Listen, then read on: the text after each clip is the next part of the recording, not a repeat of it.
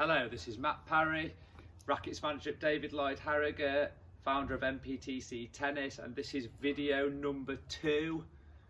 So today we're going to go one step further on from yesterday's video, which was working on a strong ready position and ready state, and today we're going to work on what I think is the most fundamental aspect of tennis, is the split step.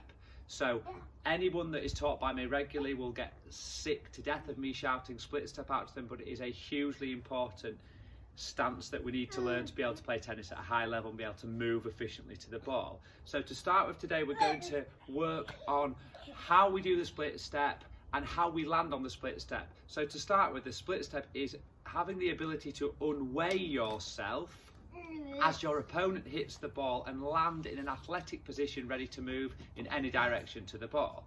The important aspect of this is once you have unweighed yourself is that you land on the balls of your feet. You do not want to land on your heels, because if you land on your heels you're then not in a very dynamic position to move. So you have to do your split step and land on the balls of your feet. The way we work at this in club is that we usually put our juniors or our adult players on a Reebok step or a gym step, but today with our lack of equipment we are using the dog's bed.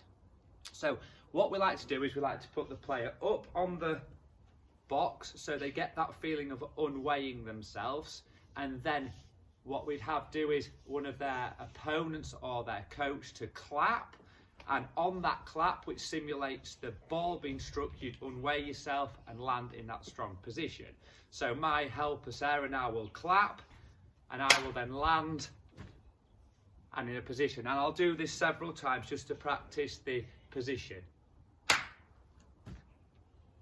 One more. So I'm trying to time the landing with that ball bounce so that as the ball is struck, I'm in the air and then I land and I'm in a strong athletic position to move either way. What I want to do today as well is that's the simple basic split step and a really important one. I also want to move one step further on and work on what we do for the more advanced players, which we call the flow split. So that we're in an even more advanced position when we land, what we try to do is get the player to land on one leg and move in the direction of the ball. So again, I want you to practice up on your step or whatever you can find to elevate yourself, and then as the clap comes in, this time I'll be landing on my left and moving to my right in an efficient way. So I hear my clap, I land on my left and I move out on my right foot, so I will be ready to play a shot on this side. And I'll do exactly the same on the opposite side. So I wait for my clap, I land on my right and I'll open my hip out and I'll move to my left hand side. Again, what I'd like you to do is practice this several times, practicing the landing on the opposite leg, opening the hip out and moving onto the other foot so that you're in a good position to play either shot. Try to practice that several times, starting with the normal split step, moving on to the flow split. Hope that helps. Now as a little guest appearance from Sarah and Alfie showing you the split step off the box. We've brought Mr. Spoon as our racket.